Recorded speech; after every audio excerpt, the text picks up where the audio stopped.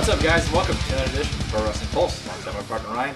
I am J-Man. As you can tell by the title, you've never seen any title like that before in the Pro Wrestling Pulse video catalog, if you want to put it that way. This is going to be a very open discussion, basically, on the state of pro wrestling right now. We really have no structure for this. We just kind of jotted down some shit, and we haven't done a topics video in fucking forever, it seems like. So there wasn't really just one or two or three things that we really could just settle on. So we just kind of have a whole bunch of shit. So hopefully this video won't last all night. But there is a lot of stuff that we definitely want to get to. You know, we only do the reviews here and there. Obviously, like we did this past No Mercy review. If you haven't checked that out, go check it out. Had Truth on there for the first time in fucking forever. Truthy. Yeah, and we kind of got into a lot of stuff in the discussion of that show that actually went away from talking about that show entirely, and it was just kind of like talking about WWE and the state that they were in. So we decided to go ahead and just kind of get this discussion-based video out of here with me and Ryan's thoughts on, obviously a lot of stuff going on with pro wrestling, which we tend to, get the bigger WWE shows or stuff like that to talk about on our videos, but we wanted to get this out here to discuss a lot of different things. Is there something you would, because like I said, this is open, so I mean, it's basically like whatever the fuck we want to start talking about, we'll just start talking about, because I know Ryan had a lot of stuff that he wanted to get off of his chest. I know we talked a lot about a lot of stuff on the last video, so I think in general, WWE is a good place to start with. We had a secondary title of this called WWE versus the World, but I almost think it'd almost be better to be called just WWE versus themselves. To be totally honest with you, right. Because they seem to shoot themselves in the foot when it comes to a lot of things. I know a big thing for me, out of a lot of the stuff that we have to talk about, and a lot of the things we have written down here, is the struggles of their weekly shows with Raw and SmackDown. And to me, I think that kind of coalesces. Holy shit! I'm gonna look that one up. Prominent, dude. So Prominent. We did look up blue chip last time. We did. Blue chipper, and we were accurate on that. The right terminology. Yeah, we were correct on that. So I think the Raw and SmackDown issue kind of goes together with the creative and the booking problems that we've seen with WWE for years now. And I think Robert actually brought up a good point in the last video, which was no direct competition. Yep. I think when you don't have direct competition to your product, and obviously the number one product, nobody's touching WWE when it comes to things like that. As far as quality, things are overpassing WWE right. In large part when it comes to the business and like Robert said in the last video, when it comes to the bottom line and the bottom dollar, the company's still making a shit ton of money. But they are seeing another thing that to me is a big thing that I've never thought I would see with WWE was the increasing. Well, not increasing, but the diminishing attendance at their shows, and the viewership on their weekly shows is trash. I mean, we're talking like TNA bad fucking viewership and TNA bad fucking attendance. When you're seeing 3,000 people at a SmackDown show, or even at the number one show that's the number one fucking wrestling show of all time in Monday Night Raw, and you're seeing diminishing viewership and diminishing attendance on that has a lot to say with how your product is right now. And I got two things. I got two things about it, but I'll let you finish. I definitely think that to me, and I think Ryan would agree with it, I don't think it's a problem with their talent that they have, because I think they have a shit ton of talent. It's just the guidance and the direction that the talent is led, which I think is misguided, and I think is so astonishingly underperforming to what they should be capable of. It's fucking mind-boggling. And these fucking cronies and dipshits that are behind the scenes that are putting this shit together Stooges is a huge factor and a huge problem. And everybody looks at what's on screen, but it's what's behind the screen that's a really fucking big issue when it comes to WWE and a lot of their problems that we've seen in the past couple months and really over the last year or so. Yeah. I was gonna say that the two things that I've noticed. First, I'm gonna say, in recent memory, I can't think of a year for the WWE that's been this bad in a long time. This is one of the worst years in terms of quality for their television products, quality for their pay-per-views, overall, just enjoyment of the company as a total, right. Yeah, and excitement for what's happening. To be completely honest, right. But the two things that I noticed the most about WWE and their booking and creative decisions is for two things. One, complacency. Like you said, there is no competition. At the end of the day, I feel like those guys in NXT are working hard to get to Raw and SmackDown when they're there, and it's a grander picture. It's a bigger thing. Don't think about yourself. Think about the entire show, and think about what we're trying to do as a whole. We're in a big ocean when you're on Raw and SmackDown. There's a lot going on, and take yourself outside of it and look at it like this. Well, these people get 15 minutes. These people get 10 minutes. You were a part of the show. You were a part of the team. I think that thought process isn't working for WWE. I think you need to have some people stand out and not be afraid to look at WWE, creative, or just backstage, anybody. Vince, people backstage without thinking they're going to lose their job and say, I don't like what we're doing. I don't think my character's good. I don't think I'm getting over. Instead of you taking control of everything that I do and me selling my soul to this company, and WWE, we're going to make you a star. You're not a star already. We found you, and we're going to make you a star. And you listen to us. You give us all the rights. You give us your name, your firstborn child. Yeah. You give us everything, and we'll make you a star. And if we don't make you a star, or if we don't make you a star, it's your fault. Yeah. Because you didn't try hard enough. Right. But you have a short leash, though. You're not allowed to do this. You're not allowed to say this. You're not allowed to do this. That's not how I feel wrestling is based off of anymore. I wouldn't even say anymore. I would say ever. Yeah. You think Stone Cold didn't go out there and cut that promo, 316 promo, that wouldn't have sparked his career into where it was? You don't think The Rock became The Rock and had some kind of creative freedom? You don't think if Punk had the possibility of cutting the promos he was able to do? You cannot leash these guys. You can't script out everything. The thing is, these guys are trained to be professional wrestlers. When you get to the WWE, you have to cut the promos, you have to do the TV work, you have to learn the angles of the backstage, politics and all this and blah, blah, blah. When you have a guy that is just a worker and he is just a talent in the ring, just use him as so. You don't have to make everyone cut promos backstage in a dark alley or a dark room like Bray Wyatt. It doesn't have to be like that. I know the pageantry is there, but the fans are going to like a wrestler because they're good at wrestling, right? And they're going to enjoy their in-ring work. And if that guy's good at that, then that guy's good at that. But then you have an Enzo Amore who can't work at all. He cannot compete. I don't think he's a better worker than anybody in the Cruiserweight division. No, not one guy is he better in the ring in the Cruiserweight division. Everyone is better than him. But he has drawn more eyes to 205 Live because of how he is on the mic.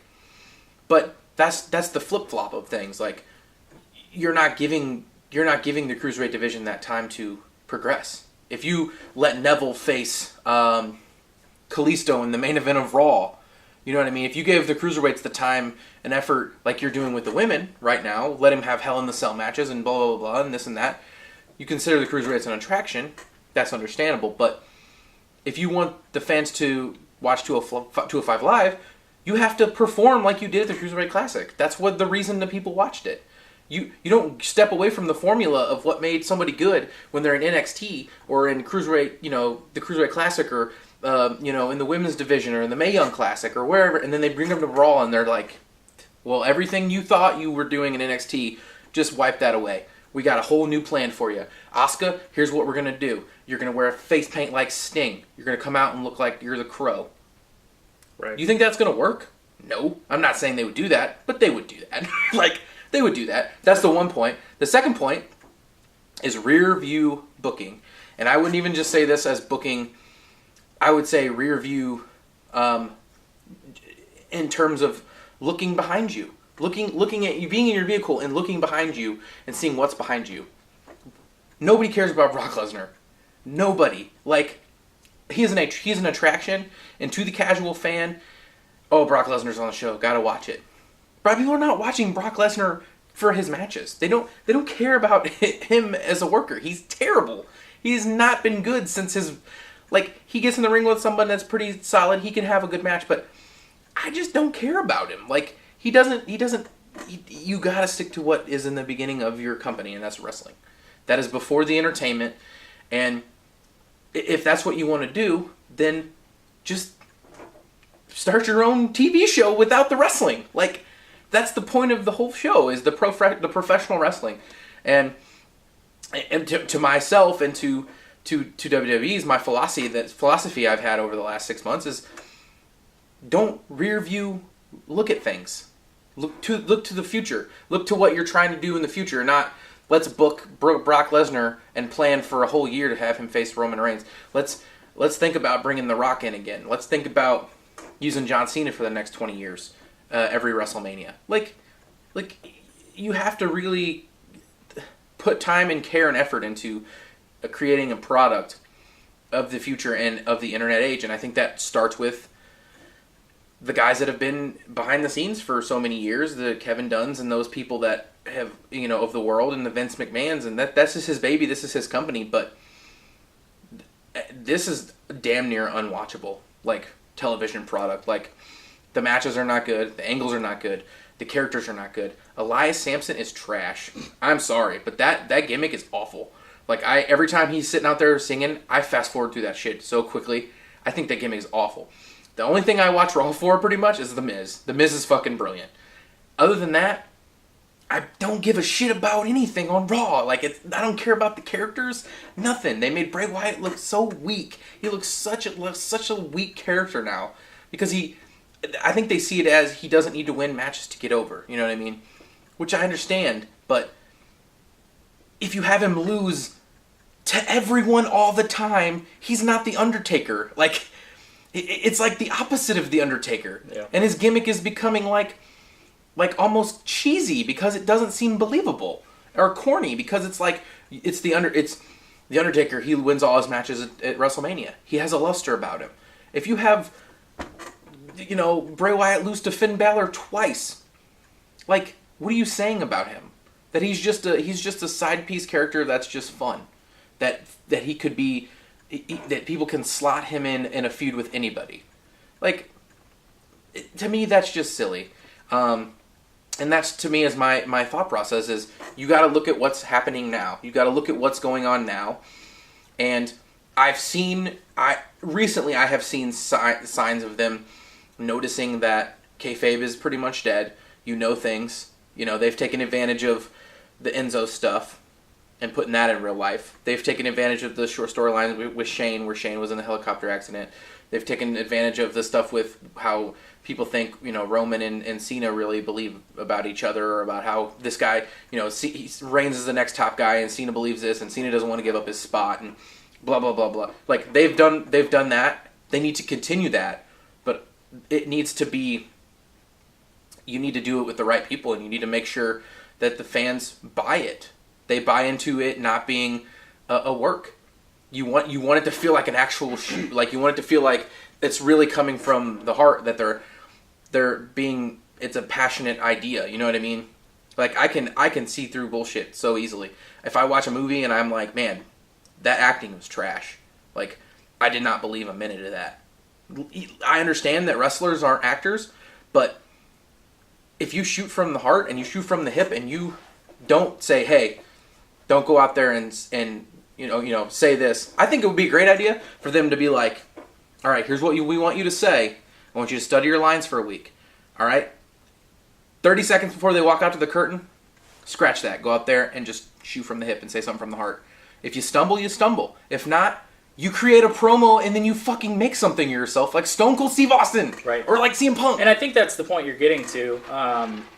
Is one of the big things with me, and you can compare it to sport, honestly, and any other sports, is say if you go into an NFL season and you have a guy pegged as, okay, he's my number one starting running back or whatever, and he goes in there and he struggles, and then you hear from your fans, and you're like, maybe we shouldn't give this guy, we'll give this guy a couple more chances, but he continues to struggle, and then they keep calling for, okay, why don't we bring this other guy in, and then the other guy in, and He maybe is same on par with the other guy, but he comes in and kicks ass.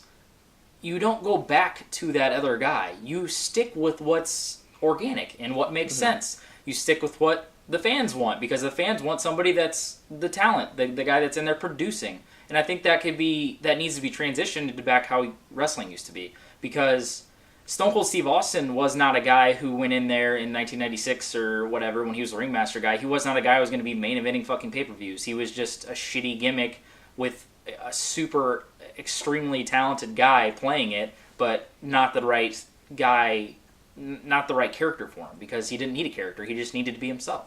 The same with The Rock, same with Triple H, same with all these guys that you threw shit on them, but it wasn't organic and it wasn't right. And I think you can tie that into how wrestling is these days, because Vince wants us to believe that these guys and these certain people and these certain guys are the ones that are right.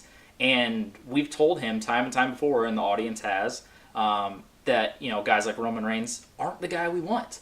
Aren't the guy that, you go out there and, yeah, he might have his merchandise sales and might have this and that and some fans that like him and shit, but if you put the true guys out there, that's why it took so long for guys like CM Punk and guys like Daniel Bryan to scratch and claw to the top, because they weren't the guys that were pegged as the number one running back.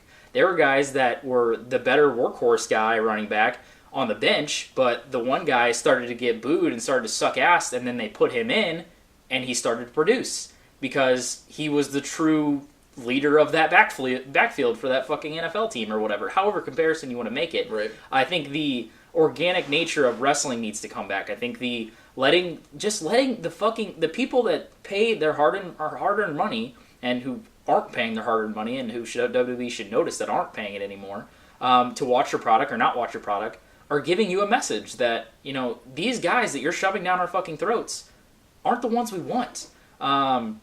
And you hear the reactions of, the Kevin Owens and the AJ Styles and all these fucking talented guys that work their ass off, that aren't pegged as the face of the companies, like the Cenas and the Reigns and those kind of fucking guys. Or you look at a Jinder Mahal, who is a complete character marketing ploy. I mean, he has no right being anywhere above the mid card, like anywhere below. He should be in the fucking.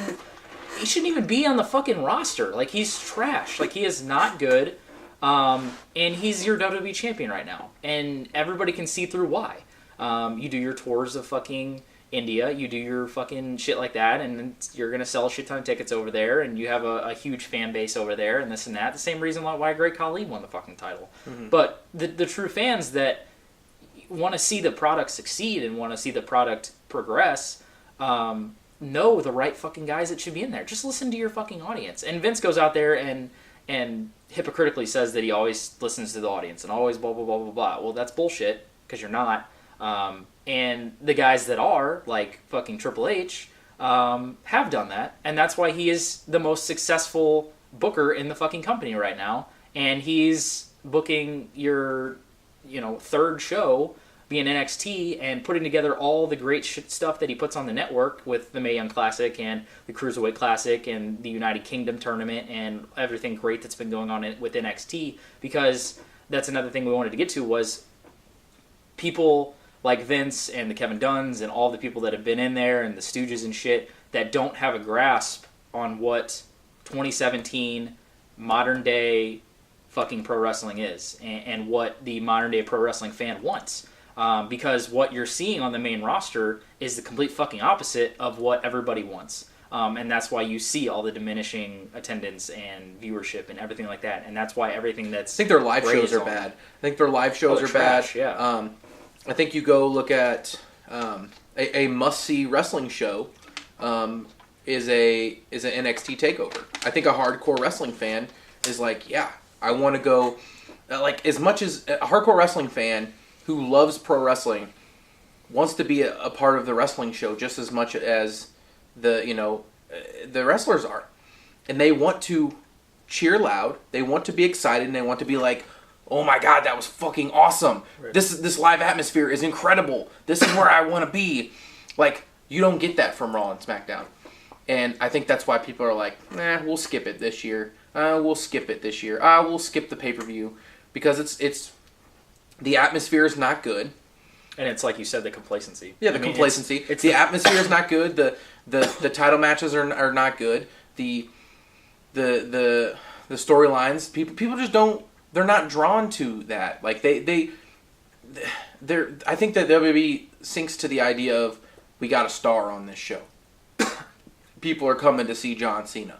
People are coming to see Brock Lesnar. We'll fill the seats just because Brock Lesnar's on the show. Yeah, you might. It might be cool to be like, oh man, I've never seen Brock Lesnar before. Better see him in a WWE ring before he ends his career, which will probably be soon, I hope. Let's just go watch a pay-per-view. Let's just sit here like this the whole time. Not cheer, not stand up, not do nothing. How was your time at the show? Sucked ass. Kind of bored. Was on my phone the whole time. Right. Like, you have to you have to have the eyes drawn to the ring, and you have to have the people interested in what you're doing. And like, if the crowd is not excited and people are like, man, these live shows suck ass, they're gonna tell their friends, and their friends are gonna tell their friends, and then it's gonna show on television, and then you're gonna see it in Raw, and you're gonna be like, God, nobody gives a shit about this. The only time I ever see the crowd somewhat feel like the Attitude Era is the day after WrestleMania. The Raw after WrestleMania is always hyped. The crowd is always nuts. Or at NXT shows. NXT shows, yeah. But I mean in Raw in general. Oh yeah, on the main Raws roster, in general. The main like roster. the Raws, right. Those are the Raws that you would get in the late 90s and the early 2000s, like where people were so hot about the product. Because at that time, WWE is at the peak of what wrestling was about. They were at the apex of where wrestling was. It was so current at that time, where it was so edgy. You gotta find that edgy thing that people are all about. I don't even, and that thing, sorry. I think also they don't need to worry about trying to rule the entire world. Yeah. Like, people will be drawn to your promotion and want to watch what is happening if you have a good show. I think that you're trying to reach the entire world by doing things to appeal to the rest of the world. Right. However, real wrestling fans will tune into your product no matter where they're at, no matter who your champion is.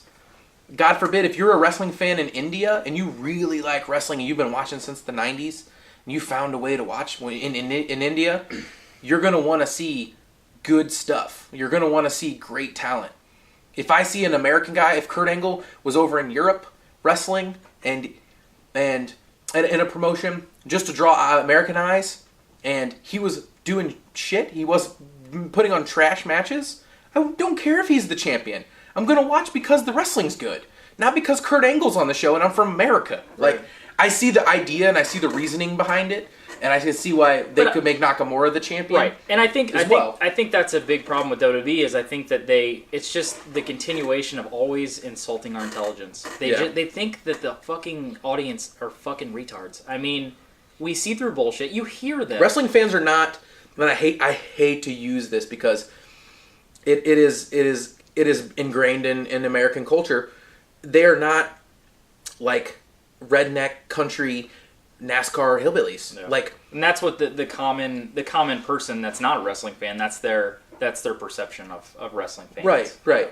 And how wrestling is. And that's completely transcended. And I think that, with everything that's happening outside of WWE and everything the talent that's in WWE and the athletic nature that it is nowadays and the amount of just pure raw talent that you have, in the business, it takes it away from that mentality and that ideology. I think it's fucking stupid. I agree with that for sure. But yeah, I think that the big thing that I get out of it is I think a huge problem is, like we talked about earlier, the fact that, like you were talking about the review booking mentality and things like that, and having a idea already what's going to be happening at next year's WrestleMania. You look back at, the height of the Attitude Era going into the early 2000s, you would never had a clue about that shit. And I think, that it could be a completely other topic that we discuss on wrestling, which is the internet, and obviously the effect that it has on professional wrestling and all of the dirt sheets and things like that are out there for all of. And I think that's a reason why you see a lot of the fans sitting on their hands, because they already know what's going to happen. They already know what's coming. They have a pre fucking thought of, okay, well, this guy's being booked into this feud because he's going to end up, because then they make this guy look strong going into that pay-per-view, and then, a couple months from now, they're going to end up feuding this other guy who's going to go into this feud. It's like, we're all sitting here like the armchair bookers because we already know what the fuck's going to happen. And it's not even, we don't even have time to think of a thought like, hey, maybe they're going to book this.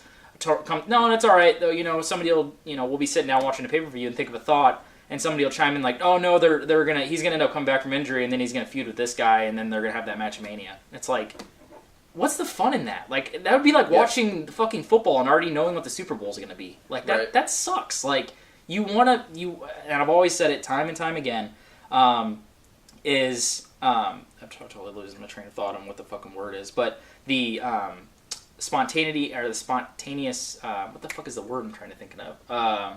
Like the surprise nature, the unpredictable. The unpredictability in wrestling. It to me, it is probably the hugest thing when it comes to quality. With the storytelling and things like that. You could get quality work with the amount of guys, but having things that are unexpected happen and having things that you don't know is going on is going to get those crowds to react. Is going to get people excited about stuff because you don't have a preconceived notion on what the fuck is going on already. Like, we already know the fucking main event of WrestleMania. Yeah. I would bet my life on the fact that it's going to be Brock Lesnar and Roman Reigns in the main event of WrestleMania, with Roman Reigns going over for the 15 millionth fucking time at a WrestleMania. Like, we already know. Yeah. And he's going to get booed out of the arena. Yeah. You wonder why people don't want to go to shows when they already know what the fuck is going to happen. And we know wrestling is, a pre-decided fucking, sport and form of entertainment, but there's always that, shadow of doubt. There's that phrase again. There's always that unexpected feel that you have. Like, I had the fortune and the opportunity to go to Money in the Bank in 2011 in Chicago. I went to that show, and you could go back and watch our fucking preview of that back fucking 6 years ago. We all thought John Cena was going to retain that match. We all thought John Cena was going to win because CM Punk's contract was legitimately up, and we went in there, and that's the best WWE match that we've seen since. Like, there hasn't been anything better than that because of the unexpected nature of what happened and how that match went down and how it all unfolded and how organic it was. So I think that's huge. I think bringing an organic feel back to your product is so extremely important. Letting the crowd dictate, not let the people behind the scenes dictate what's going on. Yeah. Let the audience select their guy. Don't let people behind the scenes select a guy and then shove it down our throats a million fucking times until we are force-fed and literally raped in the mouth with people that we don't want. We don't fucking want these guys. And we're telling you online, we're telling you at live, the attendance, we're telling you everywhere you can possibly hear it that we don't want these certain fucking guys shoved down our throats time and time again, and we want these other guys that can lead your fucking company and that can lead you into the future the proper way. And it blows my mind that they have no competition, they have no need to do any of the stuff they're doing. Why not just listen to your fucking crowd and listen to your audience and get what you want out of the people actually viewing and paying their hard-earned fucking money to watch your product and go see live events and this and that. It fucking blows my mind. I want to touch on something else real quick with WWE before we get into some good stuff that we want to talk about that's been really done well. Outside of WWE, at least. One of the main things I've been hearing a lot is online and listening to videos and different wrestlers talk about it, and that is working the WWE style. I've heard that several times over the last couple of years. To me, that sounds like bullshit. To me, I feel like when they say that, what they mean by that is working in the WWE style, like working the type of matches that they want certain guys to work. But when you looked at a guy at an indie promotion, or you saw him somewhere, or whatever, or in Japan or whatever, and you were like, I like this guy, the way he moves in the ring, I like the way he wrestles, let's snag this bitch up, and let's make him work our style. But people won't realize it, because he's in WWE. He's Shinsuke Nakamura. He's one of the greatest Japanese wrestlers in the world right now. Let's just snag him up and put him on SmackDown, and people will be like, whoa, New Japan guy. And then just make him go in there and try to work a 10-minute WWE main event. and just look like a fucking idiot because he's not working the style that he is normally used to working. He's trying to work a style that WWE wants him to work. And I think that's an issue. That's an issue is I don't think that the wrestling business should be modernized to the point, not modernized, I don't think that's the right word. It should be set to one dial. Like pigeonholed. Pigeonholed. Set to one dial where you're in WWE now, you have to work our style. You're under contract with us, we own you, you work our style, because that's how our business works, and this is the type of matches that we need you to work. When you see a guy like a Ricochet on the indies, and you think, man, it's a good-looking dude, he moves around really well in the ring, he's one of those high-flyer guys, we'd like to throw him on a cruiserweight division. Oh, by the way, we're not going to have you do this move, we're not going to have you do this move, or this one or that one. Oh, so let's see, you can do a shooting star press, which half of the cruiserweight division can already do. You can't do that kick because that's outlawed. You can't do this move because somebody else does it. Because somebody else does it, or it's just too difficult. Yeah, right. The WWE audience mind might be blown and not understand what they're seeing. We don't know if you could pull it off every night. Yeah, we don't know if you can pull that move off in the WWE style. Because you don't do it every night on every show ever. Yeah, we don't want this guy. Or you're a big man. You're Braun Strowman, and you're going to work like Mark Henry. You're going to work like Big Show. If we ever see you do an arm drag, you're fired. Yeah. God forbid I see Vince backstage whenever he wrestled Big Show and did a fucking wrestling move. He had his arm tied up and did like a front roll up and then a fucking nip up. My mind was fucking blown. I was like, right. Braun Strowman can do that? Right. Why is he not doing that? Why is he wrestling like a tree? Yep. Why is he wrestling like a tree? He's the fastest moving tree, most athletic tree I've seen at that size in years. Right. Oh, he can do a moonsault? Nah, don't let him do that. Don't let him do that. He's a big guy. He's got to do power slams. That's what the cruiserweight little guys do. And he's got to do a boot. He's got to do a big boot. He's got to do a clothesline. And a power slam. And then go do a power slam. And then that's it. Yep. That doesn't... Who cares? You know how many athletic big man wrestlers right now? There's an influx of athletic big guy wrestlers on the indies in the UK and in Japan. It's absurd. I'd probably say maybe the biggest in history, honestly, with what's going on. I'm not talking about like the amount of good or the amount of big man wrestlers. The talent. The quality of talent. There's some guys that are huge, big guys that are just doing things that like cruiserweights are doing. Like it's absurd. Like and you don't like. To me, that's an untapped area of wrestling that I don't think WWE sees. If they brought some of these big guys in that can do like corkscrew moonsaults and fucking nip ups and you look at what hurricane ranas and look things. at what the Undertaker did when he was younger. He'd do the top rope fucking plancha over the rope. You wouldn't see any big guy doing that shit or anymore. he walked the tightrope. Walked the tightrope. Like, yeah.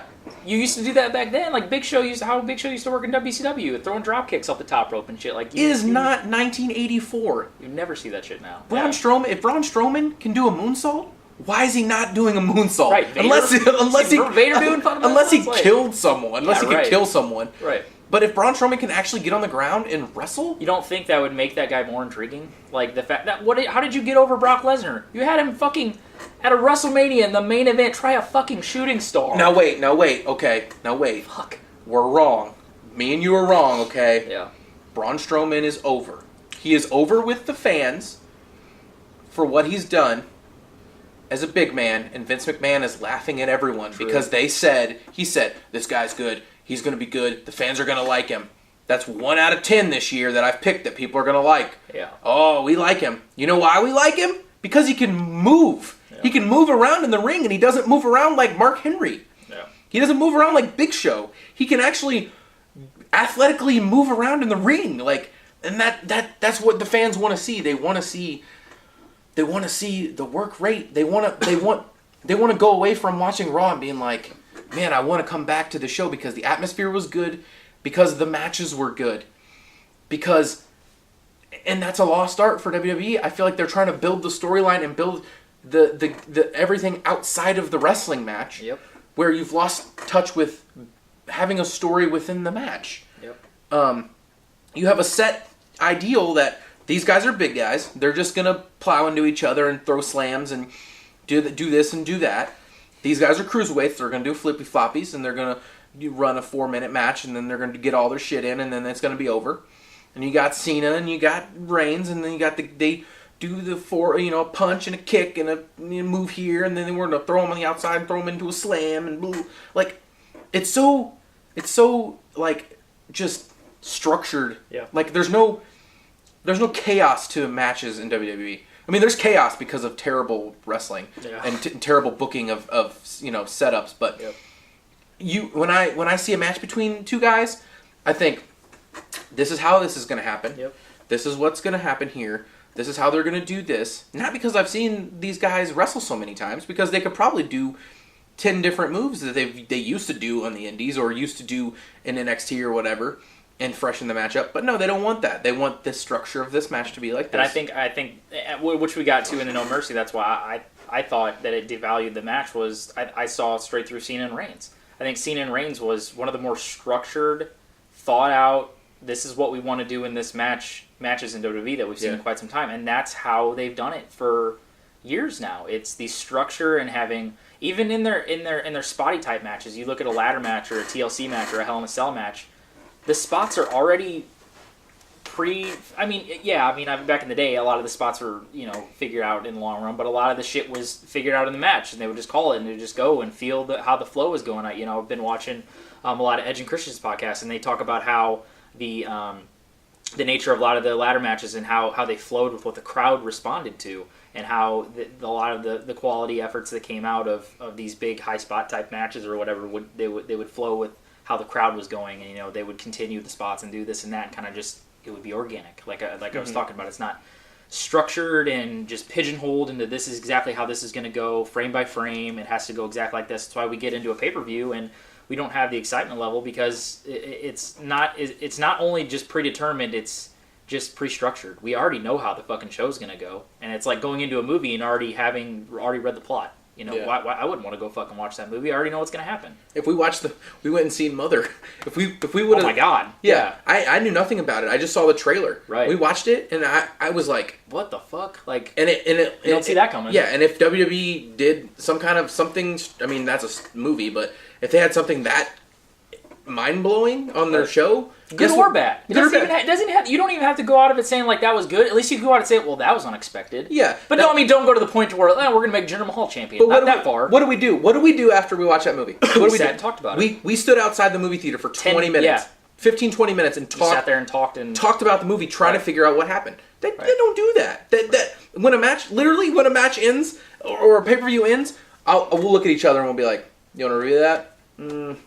If I get a maybe or not really, that's it. We don't talk about it no more because it's not interesting. And to be totally honest with you, we could probably start doing a review at like 8:30, because after a certain point, and you get to the matches that were like, oh yeah, this is going to go this way, we could already started the show because we already know what the fuck's going to happen. Like, it's so fucking thought out and structured, and there's no flow to it. It's so pigeonholed, and by the people that have their hands on everybody backstage, and Vince and his fucking Jesus. So so we're gonna do this real quick before we jump into I know I said we were gonna talk about some good stuff. Yeah. But the last thing I want to talk about is it's been going around the rumor mill that Vince and upper management and stuff have noticed the attendance rates being low, noticed that people are not happy with the product, and they've decided that usually by this time they start laying the ground for what WrestleMania is going to be. And they've decided to not do that, apparently. They've decided to wait until the Royal Rumble to start planning towards that. That they want to have 1 to 2 big main event matches on all of their pay-per-views going forward. WrestleMania quality matches to draw in people for the pay-per-view. Which supposedly started at No Mercy with Cena and Reigns and Lesnar and Strowman. Right. And on paper, guess what that did? To me, I was like, I want to watch this. I'm more intrigued to see this because those are 2 matches that have not happened. Whether or not they lived up to expectations. And were booked properly. I still wanted to see them because I wanted to see what they were going to do. Because instead of, I think that was an issue, is they want to wait. They want to wait until, a big show to to run a big match out. You know what I mean? That's fine. That's understandable. But with the amount of talent you have, with the amount of money your company has, you should have 6, 7, 8 title matches, main event matches in the chamber, ready to be fired, ready to be to go. You know, we got this on lock, ready. So we're thinking we're gonna go. You know, we're gonna put Cena in there with the Undertaker at WrestleMania. You know, even if he says he's retired, we got that on. That's a possibility. Fuck it, let's bring Jericho back. Let's bring Jericho back and let's put him in a match against you know. I don't know, Cesaro. I don't know, but just whatever. That's not a main event match. I'm sorry. Nakamura, Nakamura and Jericho. Yeah. Like you have to lay it out. Just I would write out, if I was WWE, I would write out 15 main event matches right now that are possibilities for WrestleMania. Don't have to be all the same guys. Could just be different guys. You know, AJ Nakamura, AJ Cena, Braun Strowman, and Samoa Joe. Like, and just have all these matches on here, and then each week look at them and be like. Or before each pay-per-view leading up, we decide to be like, okay, well, it makes sense to put Joe and Strowman against each other because Joe's coming off of injury and Strowman ain't doing anything, but we want to get both guys on the card. That's a big deal. I think people want to see that. We could use it at WrestleMania, but let's do it now. Let's do it now. And that's the thought process I would see. How crazy would it be if WWE booked their Raws like South Park does their episodes. Like 2 days before. Like 2 days before. Just set the whole show up. Right. You know how chaotic it would be? Right. But it'd be so beautiful at the same time. Right. Because here's what would happen. You would have a man strapped to a spinning wheel, okay? And you have a butcher and he's throwing knives at it, okay? And you got all these ideas and you got all these things, right? And this man might die. It's okay if he dies. It's just, it's a possibility. But if he doesn't die, you put on a good show, right? If you stab him in the arm, well, we just took a wound. We'll just tape that up. You know what I mean? Oh, we stabbed him in the forehead. He might kill him. He might kill him. That might kill him. He might kill him. Could just be a flesh wound. Right. By throwing a knife at him and stabbing him in the head, that would be like, I don't know, bringing back Hulk Hogan and having him face Braun Strowman at WrestleMania. Or having him face Brock Lesnar at WrestleMania and beating him for the title. That would be stabbing yourself in the head. Right. But you spin the wheel and you're like, okay, this might stick, but it might not. Let's do Samoa Joe versus AJ Styles at WrestleMania. God, that would be insane. That match would be fucking insane on a WrestleMania level. Yeah. Will it work? Maybe. Maybe the fans will love it. Maybe it'll be a mess. But let's just throw a knife. Ooh, we hit him right beside the head. We didn't stab him in the head. It worked. And the fans love it. Oh, let's think about doing that. Let's think about doing that. And I know that booking strategy is like kind of Vince Russo-y, but I think you're at the point where you have to throw things at the wall and see if they stick. Yeah. And if you don't do that, you have to let people sprawl out. And I think you can't 100% take creative control over somebody and be like, I know what I'm good at, and I want to do what I'm good at. If they brought the Young Bucks in and were like, listen, you guys are going to wear masks. You're going to be El Tio Pepe, and you're going to be El Cingo Lingo. And you're going to be we're going to call you the Snow Mexicans. And you're going to be a cruiserweight tag team. You're only going to wrestle on 205 Live once a month. But here's $1 million. Right. Would you do it? Fuck no, you wouldn't do that. Are you kidding me? That is terrible. I'm just saying, right. I think the WWE and I think guys being signed, that's the pinnacle of where you want to be because you become a star. But do you want to sell your soul to the company that is not going to let you try to strive? Yeah. Or at least show what you're made of. Right. I mean, to even go in there, it's like Chad Gable could be the next Bret Hart. Right. Could be the next Bret Hart. He could be Kurt Angle's real son, right. And fans would believe it over Jason Jordan. But since he's not as big as Jason Jordan, he's not as muscular. Yeah, he ain't. He's a little big guy. He don't get it because he's a little big guy. You know what I'm saying? Yeah, that mentality and a lot of WWE's mentality, it has to change if they want to see their product progress. Because, I mean, until, if we don't see that, if we don't see changes being made in Vince's era, you know. Is it wrong of me to say to just throw things at the wall and see if they stick? I mean, no, because I think that the talent is in WWE to where if you're throwing something, you have a huge playing field of which if something sticks, it's probably going to work. You don't have the trash that, you know, Vince Russo shit that he did in TNA or something that was just garbage, or in WCW that was garbage because you didn't have the talent that could pull things off or something like that. But I think having the ideas thrown out there is not a bad thing, and then having it go through a filter. That's a great. I think it's a good idea because why the fuck not? Well, I mean, I would rather see just complete random shit than the shit we're seeing now. Yeah. Because at least it would, you know, make me chuckle. At least some things would be like, what the fuck was that? And then be like, why is Cesaro wearing a wig and have lipstick on? I don't think that's weird. I don't think we know go that far, but you know, but something. Cesaro decided to be a woman. Just transgender angle. More unexpected. Yeah, just something more unexpected. I don't want to see that either, but but you know, I mean, I get the drift of doing something more unexpected and more, you know, off into left field, but at least maybe something that can draw somebody's attention and then kind of hook you back into the talent that they have. Right. But I mean, until Vince decides to do that, I don't think we'll see that until he fucking dies and Triple H takes over. I mean, I don't. That's sad. We have to say that the WWE won't change until Vince McMahon dies. I mean, how's that feel? I've had that feel since Tripp took over everything on the network, and it's been so great, and he has such a mind for the business, and I honestly think he could go on to be a better visionary than Vince McMahon, to be totally honest with you. I think he's grown up in the business so much and he's such a student of the game, and he knows what's relevant and what's hip, but yet he still has a mind on the business. I think he's going to do such great things for this company once he gets the opportunity to take over, because the stuff that he's done so far has been outstanding on a small basis. So, talk about the world now. We'll go ahead and go to the world discussion now. The world. Which I thought of another thing we need to discuss too, but which we'll get into it. But yeah, so basically a lot of everything else to fill you guys in. I stopped watching TNA about 6 months ago, so I pretty much I'm done with that company.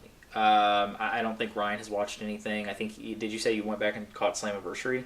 Yeah, or something. I think the only thing I've watched from TNA Impact, Global Force, whatever they're going by this week.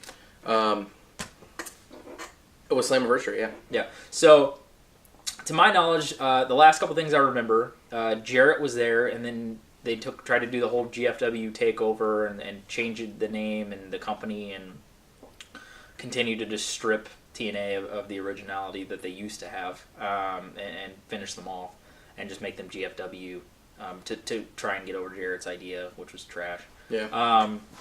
He then left, I believe, and then these fucking, I don't even know that company, Anthem or whatever, tried to take over.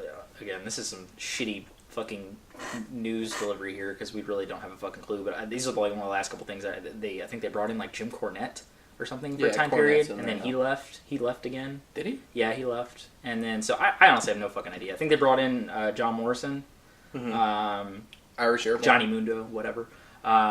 Like Matt Seidel's there. Davey Richards and Eddie Edwards are unfortunately still strapped to that company. Davey's out too. Eddie left. Did Eddie leave? Yeah, I did just see we watched. Yeah, we watched a couple. I did of those see Noah that matches. both Eddie and Loki's contracts expire. Oh, that's good. Soon, and that's good that Eddie can get out of there. I think Davey's done too. Yeah, that's good. So he's CZW champion, by the way. Who's that? Davey Richards. No shit. That's fucking random. I thought he was hurt. He beat Leo Rush for it. Ooh, that was probably a good match. Yeah, so I'm just done with that company. I'm done giving them second chances. I've given them second, third, fourth, 17th chances. Possibility of Bobby Lashley going anywhere relevant. I think if he went to WWE, I'd be intrigued. Yeah, honestly, I think that would be pretty intriguing to see him go there. And I think there is some talent that if you dissolved TNA and you did stuff there, I think there is some quality talent that can be stripped from there. Not a lot, but some. Yeah, so that's the TNA situation. Lucha Underground's still doing their thing. I am behind on. I think they actually have Ultima Lucha Trace going on right now. I actually have the first episode taped, but I'm like 4 episodes behind. They're still doing their thing, and I'm assuming it's still really quality stuff. I know Lucha Underground has a lot of good talent. They have a lot of good talent, and I just love the way that company is booked. It's just such an alternative. It really just feels completely different than any other product you're going to watch. It feels like a Mexican wrestling soap opera. It is, and it's done the right way. Yeah. On paper, that sounds like it could be a fucking train wreck, but it is done the best fucking way. They do a great job booking that, and everybody involved has done a great job, and hopefully can see that continue. They're on Netflix now, so hopefully a lot more eyes are on that product. Maybe they could get to a more mainstream channel eventually, and maybe get to a more up-to-date taping schedule, maybe to a live schedule. Would be fucking awesome to see that. I don't think Lucha Underground could really be done live. That'd be kind of difficult to do the way that company is structured, but still doing their things. But the things that we've really paid attention to lately on the indies have obviously been, we've stayed attention to Ring of Honor, which we have a lot to talk about with them. The UK scene is really blowing up too, which we've talked about. Our love for Progress Wrestling, just getting into that promotion. We're actually going to watch one of their shows after we get done shooting this video. And obviously New Japan. I think both Ryan and ours opinion, New Japan is just in a huge boom period right now. Yeah. The quality and the talent that is involved in that company is bar none some of the best in the world. And the quality of matches that have been putting on are going down in history as quite possibly some of the best matches that we've seen.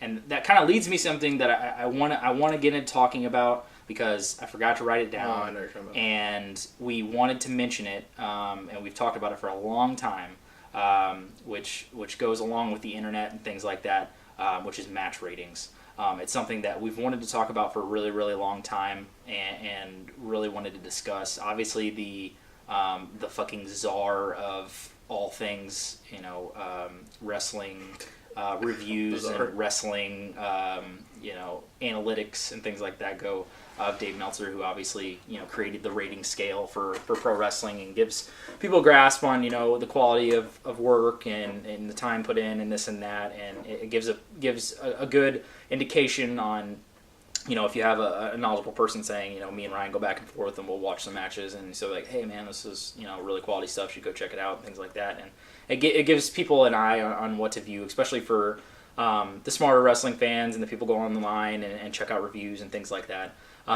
To me, I think this year it's gotten to the point to where it's got out of hand. Some of these matches that have come in from New Japan that Meltzer has gotten on here and done reviews of, getting 6 stars and 6.25 stars when you've only previously seen things up to 5 stars, is just getting fucking ridiculous. I think a big thing for me is Meltzer trying his own way of putting over guys, because he knows how valuable his word is to people. I think that it helps establish talent that maybe people don't know about, and maybe he's like, hey, I'm high on this guy, so I'm going to bump this up a little bit, and it'll get people talking. And I think that's a huge key on where you see some of these matches with Okada and Omega, and it looks like it's, well, if you view it on paper and view what he looks at it, it's the greatest trilogy of matches in the history of wrestling. And there could be people to argue that. I mean, I wouldn't have a problem with somebody, throwing that out there and saying the arguments. The match quality is outstanding. To me, personally, and I think, Ryan will get into this too, but I'm not giving anything above 5 fucking stars. Like, I don't go to a movie and you don't go review a fucking show or review this and that and be it was like, 11 out of 10. You know what I'm saying right now? I'm feeling this was like 12.25 out of 10 stars. This was outstanding. Like, no, you don't go to the Oscars and see a Best Picture winner get 2 fucking awards because it was so good and it was better than last year's, There just has to be a limit to something. There can be a 5-star match that's better than another 5-star match, rated up higher than that one. Have a fucking ranking list. If there's fucking matches that are all in the year and they're all 5 stars, we'll put the best fucking one that you think at 5 fucking stars above all the other 5-star ones, because there's been some outstanding work in the last couple of years that have been granted that, that key fucking thing that a lot of the wrestlers, especially on the indie scene, they covet. They get like plaques given to them by Pro Wrestling Newsletter or whatever that has Meltzer's like signed ratings, like 5 stars, that was like, I saw on Being the Elite, that was like mailed to the fucking Young Bucks or mailed to Omega, that had like 5 stars on it. Like, it's gotten to that fucking point, and I think it's a little fucking out of hand. But I think it is something that still helps people when it goes to going and looking and reviewing things. But to me, I'm not going to sit here and say like this guy is like the god of analyzing wrestling. To me, it's to each their own. If somebody has an opinion on something and says, I really, really enjoyed that, That's your opinion, man. That's great. If you enjoyed that better than somebody else and think that it was better, that's cool. That's your own thing. It's the same with anything. Same with music or TV or movies. Like, somebody's going to like something different than you. It doesn't have to be this one fucking voice hailing from the gods that says this is the almighty, this is the best out of everything, and has everybody's opinion all wrapped into one. Like, no, it's not the way it is. It's totally opinion-based, and we've talked about it before. Yeah. Wrestling's 90% opinion and 10% fucking fact. When it comes down to it, it's your opinion on something, and if you enjoy it, that's cool. If you don't, that's cool too. But I just think a lot of that, when it comes to the ratings and things like that, it's just gotten a little bit out of hand this year. Yeah, I would agree with that that thought too. I think it's okay that Meltzer gave 6-star matches. I think it's interesting that he did that. I think he went that high and did that. Maybe he was doing it because he loved Kenny Omega and Okada, or he loved those guys in general or whatever, and he's just like, man, I love this. Or New Japan. New Japan. Because if you look at the list, it's the top 15 matches. There might be a PWG match shoved in there or something, but the top. And I mean, granted, it could be to the point to where that is the best fucking shit that you're going to see out of the year too. But sorry to cut you off. But yeah, I mean, I'm okay with him with him saying 6-star, 6.25 star, whatever. He created the star rating system, and I would say the majority of wrestling fans who are hardcore wrestling fans really stand behind his opinion about how good a match is, and I would say 90% of the time his ratings are pretty close to what I would say. If I was rating a match, I would definitely not go higher than 5. I think that's the. But I mean, you can break the system if you want to break the system. My issue with it is, I see it from a different perspective where, I know how you said, giving high ratings to guys that he likes or whatever and blah blah blah. I think right now the way the internet is and the way how people view stuff through wrestling through the internet and how they see things. I think it's annoying that, and I feel like Dave Meltzer's trying to get himself over as a wrestling personality. Oh yeah. I think he's trying to get himself over as a wrestling personality, and what's one way to do that, and that's break the system and get people talking, and be like, whoa, Meltzer gave this match 6 stars. He gave the next one 6.5 stars, 6.25 stars. Do you think he's trying to maneuver himself into a position in like a company? No, I don't think so. I don't think he would work for WWE because I think he thinks they're terrible. I've listened to money talks, man. Money does talk. But from what I know, Meltzer is been an outside opinion about wrestling for years, and a lot of old timer guys hate him. Oh yeah, Cornette don't like him. Jim Ross is not a fan. Jerry King Lawler doesn't like him. I'm sure a lot of the workers don't either. JBL has had words about his thoughts on the match. Like, this guy's never worked a wrestling match in his life.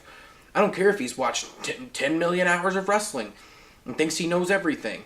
I mean, I would stretch to say Dave Meltzer probably knows, even though he's never worked a match. He kind of, I feel like he has a mind for the business like a Paul Heyman. I think if he decided to have his own wrestling business or a company, a promotion, or whatever, I think it would be great. Oh, really? Yeah, I think it would be great. The reason I think it would be great... I think, though, I mean, I would not... You're not... I don't think he would... I cannot put them on the same fucking level. Because you have to have an actual mentality to run a actual business. I would not say... Because I've never seen Meltzer run a company. Right. But I think he knows what's good in wrestling and what's bad in wrestling. I think he knows what's hip, and I think if he was like... He told his talent, hey... you got 20 minutes, go wrestle a match. The one thing you don't see from him is, in my opinion, I think he's probably the biggest in all of analytical wrestling, is he's the biggest armchair booker. If you go watch a video of him talking about a match before it happens, there is no thought process on what should happen. It's all about speculative on how he thinks the match might go, but it's not how he ever thinks the match should go. It's always after the fact, and then he shits on something if it's bad, or he talks about something good if it's good. So it's very backhandedly done, in my opinion. I don't think that if given an opportunity to be thrown into a company and actually have to run a physical company like how Paul Heyman would do so great currently and did so great back in the day, is have an actual business mentality on... I mean, yes, I think he has a grasp on what, talent lies outside of WWE, but so do we. We know how fucking talented guys are. We know how good guys are. No, we haven't stepped a foot into a fucking WWE ring. We are into a wrestling ring or ran any sort of fucking promotion, but I guarantee if you gave us control of some guys, we'd put some good shit together. I mean... It just, and a lot of people out there, some of the guys out, people like fucking Mickey Babylon, like that guy, that dude, same fucking way. Like, if you go check his videos out, his booking's genius, and it's just having a creative perspective on things. But I think his form is a lot more analytical instead of creative, in my opinion. I think. Yeah, I think he is definitely a stats guy, but by I wouldn't say. Let me reverse that. I didn't specifically mean that. He would run a promotion like Paul Heyman. I think in terms of wrestling, like the matches being good, I think he would be on point with that. I think he would be on point with letting his guys go out there and work and put on great wrestling matches. I think that's his shtick. His shtick is the wrestling quality, the match and the show. But it's not structuring a match. It's not. But. It's having an eye on what quality is good and what guys are good. Right. Yeah, I get that part of it, but actually, physically having his own promotion and putting things down, could it be good? Sure. Would I lean towards the fact that he would have an uphill battle because he wouldn't have a clue on how, the actual structure of, putting together a wrestling show would go? Yeah, because he's never done it before, and I think that's something you can't just jump in and say like, yep, I'm going to fucking be good at this because I've watched every wrestling match in the history of fucking wrestling and I know what great guys to put in there or whatever, blah, blah, blah, blah, or whatever the case may be. But I think it's a completely different situation when it comes into that. Maybe. I would definitely agree that the star rating kind of got out of control, but I'm okay with that because he created the star rating. Yeah, tomorrow maybe break it. Maybe a field goal will be worth 5 points. Yeah. I mean... I'd have a problem with that. In fantasy football, that'd be pretty crazy. That would be crazy. That'd be crazy. Yeah. But I mean, that's different. I guess if the owner or the owners of football changed that'd be different. But this guy's an individual. I mean, nobody patented the star rating. I guess that's true. He kind of just let it go, so I'm okay with that. The issue I have is trying to put himself over. Here's a wrestling personality. Mm-hmm. So I mean, you're a star rater, and people listen to your opinion because you've watched wrestling for years, and that's great. But I can see how it's out of control and ridiculous. But going from that into New Japan, I would say this year in particular, I've watched more New Japan. I've watched more Japanese wrestling this year than I've ever watched ever. Yeah. If I've heard about a good match, I go watch it. If I heard about a good show in general, I go watch it. This year, I've watched, the very first time ever, I watched all of the G1 Climax. And I will tell you... one of the most satisfying wrestling experiences of my life. Because this year's G1 Climax is, in a lot of people's opinions, is one of the greatest of all time. The quality of matches in this tournament, and I'll go back to star ratings, I know that we kind of just shit on it a little bit, but has more 4-star plus type matches in quality than probably ever. Throughout the whole tournament. And that just goes as a testament to how good New Japan right now is at in-ring quality. Their in-ring quality is fantastic. And if you're a wrestling fan and that's what you really look for, that's the promotion you want to go to other than maybe a PWG. Which, they have the right guys at the right moment. They have a pillar. I would say Kenny Omega should stick around in New Japan for the next 5 years. I don't think he should go to WWE at all. I think it'd be cool to see him go. I think could possibly be if he continues for the next 5 years in New Japan, could possibly be the greatest American wrestler in Japanese history. I mean, I think there's an argument to make that he's right now. Yeah, honestly, like there's the three pillars of Japanese wrestling and New Japan wrestling. You can Okada, Naito, and Kenny Omega. Like, you put any of those three guys down anywhere, and those are three of the best wrestlers in the world. and it's hard to say otherwise, that those guys can't go out there every single big show or every single show and have a 4-star quality plus match with anybody. Yeah.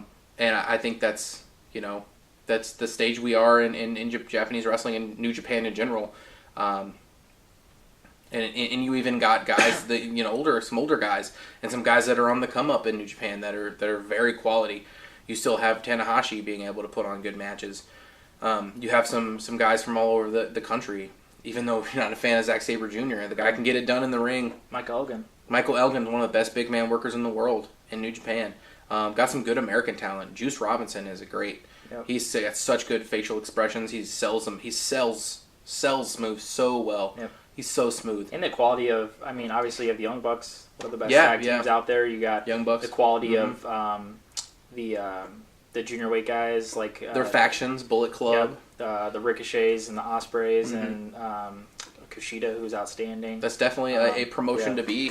For sure. And I think one thing that's always sticks out to me, because like Ryan said, it's the most Japanese wrestling I've watched this year too, with the quality that's come out of there and the noteworthy matches. Obviously, watching the trilogy of the Omega and Okada matches, which really just feels so epic, and there's such great quality work that goes on in that. But the thing that really stands out to me is the guys like Okada, the guys like Omega, and the guys like Naito. They go in there and they could have a match with the two of them, but they could go in there with a guy that you may not expect to have a quality match, and they bring them up to their level.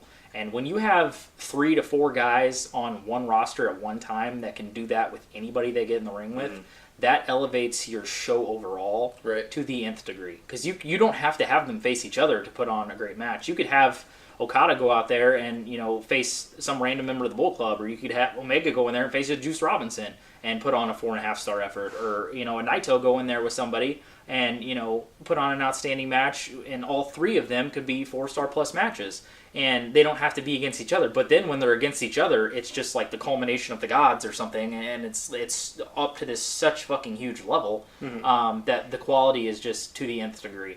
So I think they've capitalized on the quality of talent that they have on the roster and putting together some great cards to make great shows overall that we've seen this year. Obviously, Wrestle Kingdom was outstanding. This year's Wrestle Kingdom should be some good this stuff. Next year, should be outstanding. Looking like they're setting up, was it Naito and Okada, and then probably Omega, and then Ibushi, which would be fucking outstanding. So those 2 matches alone we could put them on paper as almost being close to 5 stars, both of them, because of the quality that we've seen. It's fucking outstanding. So, great stuff there. I can't say enough about the quality of work that New Japan's been putting on there. But a promotion that me and Ryan have just gotten into, we really want to speak about, because Ryan told me about this promotion in the UK, and we'll kind of check some stuff out here or there. We've watched shows from, obviously, the PWGs, the Ring of Honors, and all the American-based ones, but seen the promotions in Germany, like a WXW, or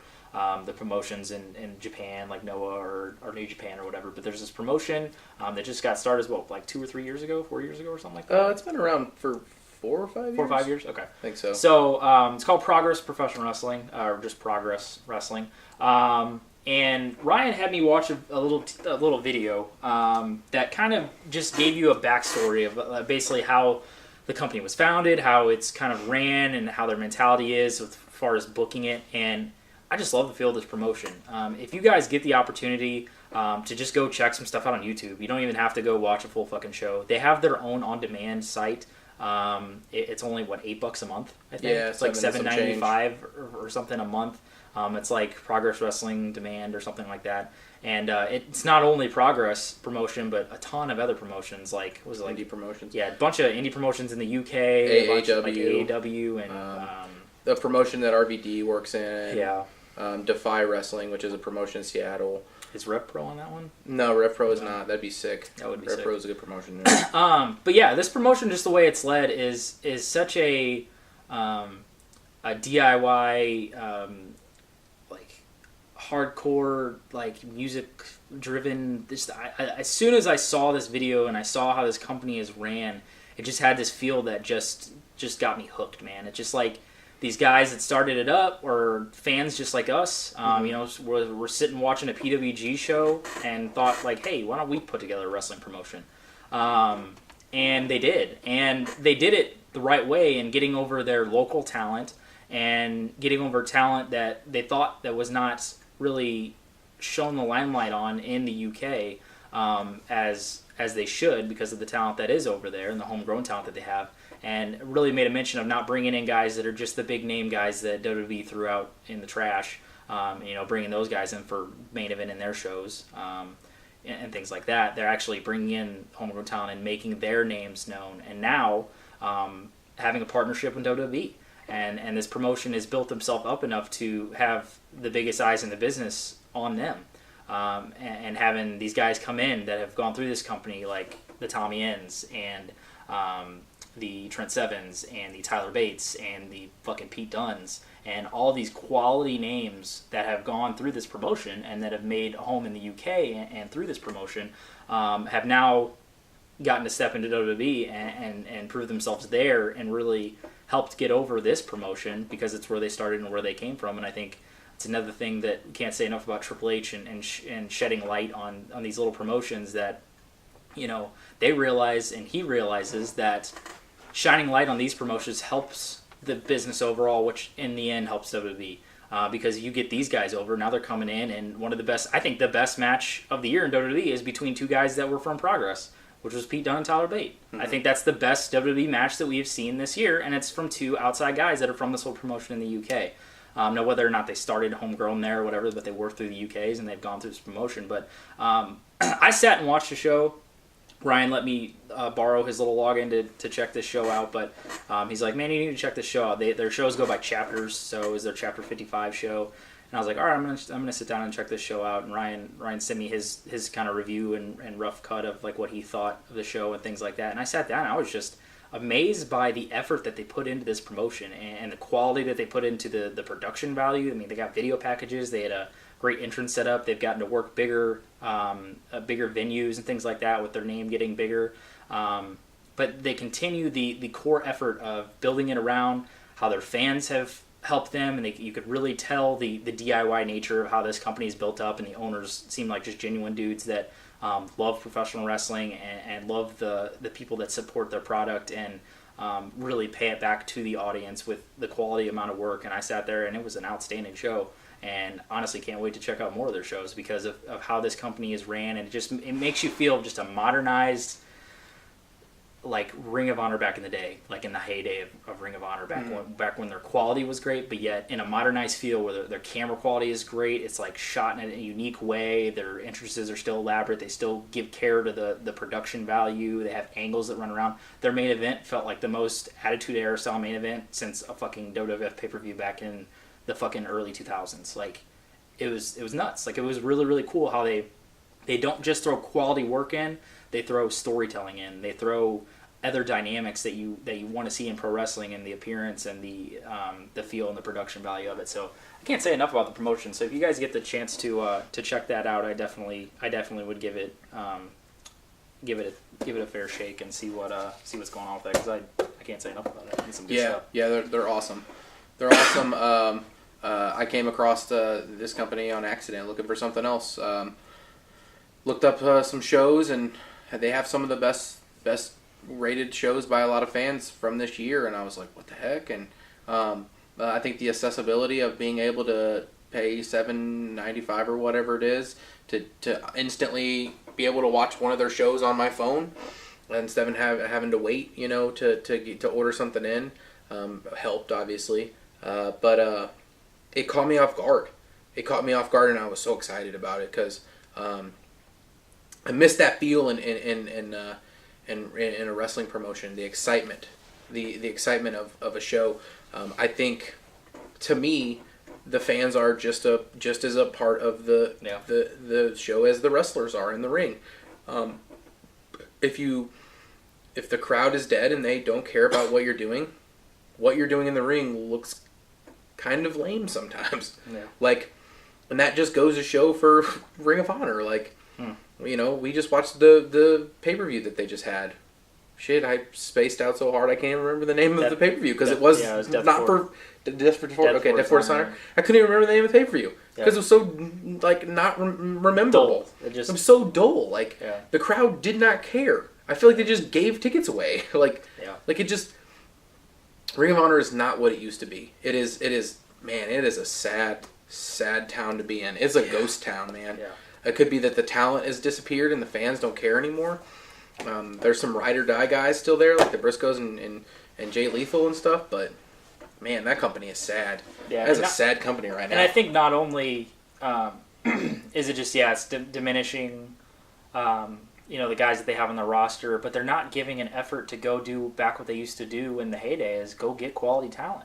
Right. Go I think it's the idea talent. of being locked down to a contract. It is. I think that was one of the final things I wanted to point on was how you don't have to just get over to the point just enough to get noticed by the WWE. Right. If you can get over on the indies and you can travel around, you can make really good money. Young Bucks. Young Bucks. If you can market yourself outside of WWE and be yourself and know yourself and do great work and people like you across the indies, you can get to a New Japan. You can get to Mexico. You can get in that learning and getting around and the people knowing who you are and creating a character for yourself and getting the fans to like you that way. Your stock goes up if you ever want to go to WWE. The money will be there, more money later on if you still want to go to WWE. And if not, you can make a comfortable living on the indies for a while. Yeah, and I think one of the big things, and it'll probably be the last thing we get out, or we talk about before we get out of here, I think is, which we had jotted down, is life outside of WWE. And I think one of the big things and the big key contributors to this is the Young Bucks and guys that are in the Bullet Club, the Kenny Omegas and things like that. Is we sat down here and we watched a New Japan show a month or so ago, and we said, are these guys ever going to make it to WWE? And we kind of just sat there and realized, like, maybe they just don't give a fuck. Maybe they just want to do their own thing, and they want to show other guys outside of WWE that, hey, you don't have to bust your ass and strive to get into WWE. You can make a living doing great stuff and basically making your own schedule. Outside of WWE, if you obviously the Young Bucks and the Bullet Club, they're immensely fucking over, and everything they do that it goes without saying. It's not like some guy, Joe Schmo or whatever, can just do the same things the Young Bucks do, obviously, but they've worked their ass off to make a fucking conglomerate outside of WWE, the biggest that we've seen since, ever. Honestly, I can't think, unless it's an actual promotion, like a fucking WCW or a fucking actual wrestling promotion, but just guys outside of WWE, doing things themselves and making a business around being outside of the biggest business that there is in WWE. They're doing their own thing and they're making it fucking work. And I think it's going to take guys like the Young Bucks or the guys like Kenny Omega to show maybe some of these other guys outside of the indies that, hey man, you don't have to go there. Like, we can build up New Japan, or we can build up some of these indies, or make something outside of WWE that's not, we're and like we talked about earlier, is going in there and having your creative balls chopped off, basically, and where you can't be who you truly are, or you can't showcase what you're truly capable of inside WWE because, like we said, they're too structured and they want it in a certain way right now. Hopefully they'll change. But yeah, I think that, I think there is a showcase where you can maybe, do your own thing and keep it the same way in NXT, seeing guys like, Kyle O'Reilly and Bobby Fish and obviously Adam Cole. Hopefully they can do some great stuff in WWE because I love Adam Cole. I hope nothing but the best for everything in his future in WWE. But there are some guys outside of WWE that are making a wave, saying, you know what, you don't have to get to WWE. You can have a business and have a living outside of it. Mm-hmm. Yeah, I'd agree. I'd agree with that, and I think that's the thing that I think WWE kind of noticed as well is you can't bring a guy in and just change his identity. Yeah.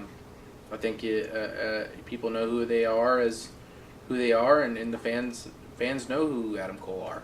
Yeah. Fans know who Adam Cole are, and if they don't, they've heard his name or they've seen his face if they haven't seen one of his matches, and they know that fans knew who Daniel Bryan was when he went in and was the rookie to the Miz. Yeah. Like, fans fucking know this, and you go in there and you cut their balls off and you strip them of of everything that they worked so fucking hard for. It's Also, ridiculous. before we get out of here, I have a conspiracy theory. Oh shit, Ryan's on his conspiracy theory.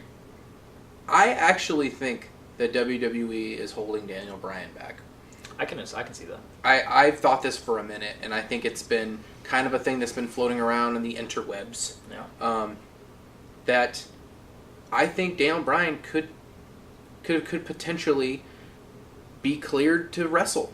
I think he's been cleared for over a year now. I think that they don't want him to wrestle because they don't want him. He would throw a wrench into their plans. Exactly. He is not the guy that they want to be their top guy.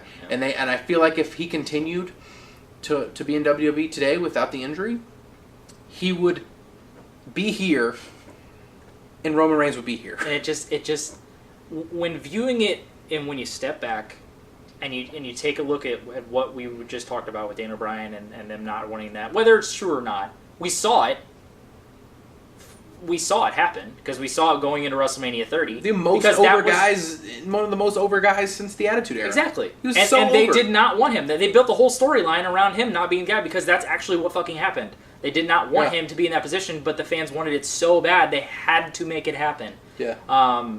And that's, you just take a look back and you're like, that's the most asinine fucking thing I've ever seen in my life. Why would a company not want? Why they're taking money away from themselves? I mean, with what Daniel Bryan could do, or what any of these guys that they want to see be the focal point instead of guys that they focus on, they're taking money out of their own fucking pockets, and they're taking viewership away and subscriptions to the network away. He's just not the guy. To me. He's just not the guy. It's fucking asinine to me. It just blows my mind. That's like, you know what? I don't think I want Leonardo DiCaprio to star in my movie that I'm making. I just feel like I'm gonna go with just somebody else. Like that? Are you retarded? Like why would you want? Why don't you want one of the best in a position? And you've seen him succeed. It's not even like he's like some guy that you're like, we don't know if it could work or not. You saw it fucking clearly worked, right? You clearly saw it work. It was the best WrestleMania moment to end a WrestleMania that we've possibly ever fucking seen or seen since WrestleMania 12 with Shawn Michaels. Like, it's organic, it works, and then I think that bookends us perfectly for this video and talking about at least WWE and the problems that they've had. So, well, we hope you enjoyed that. I don't know how fucking long that went. I want to say it's probably at least maybe an hour and a half, but who fucking knows? I don't know. We've almost turned our YouTube channel into a podcast. It's pretty much gotten to that point now when me and Ryan sit here and shoot shit. But yeah, we hope to get on here and have some more stuff to talk about if there's some good shit that happens. Because like we've said, we've just kind of made it a point to, when it comes to at least pay-per-views and stuff like that, if it's not worth talking about, we're not going to get on here and waste our time and talk about it. But I mean, the bigger stuff we'll get on here and talk about. I'm sure we'll probably do a review of Survivor Series. I mean, if Hell in a Cell surprises and ends up being something really awesome or something crazy happens or whatever, maybe we'll get on here and do that. We probably won't do previews anymore. No, none of the previews. I don't think anybody really gave a shit about that anyway. Yeah, so we'll probably... I know for sure we'll see you by Survivor Series, but we have some things brewing and some other plans that... Might be some new possible booking videos. Yeah, might be some stuff. If you guys enjoyed the Exile series that we did, something similar to that that we maybe have in the works that could be pretty fun for us to do and maybe fun for you guys to check. Hopefully it's fun for you guys to check out. But if anything comes up and we feel like doing something, then we'll get on here and talk about it. But yeah, till then, thank you for watching another edition of Pro Wrestling Pulse. For my partner Ryan, I am J-Man. Thank you for watching another edition of the Pro Wrestling Pulse, the Pulse, professional wrestling world.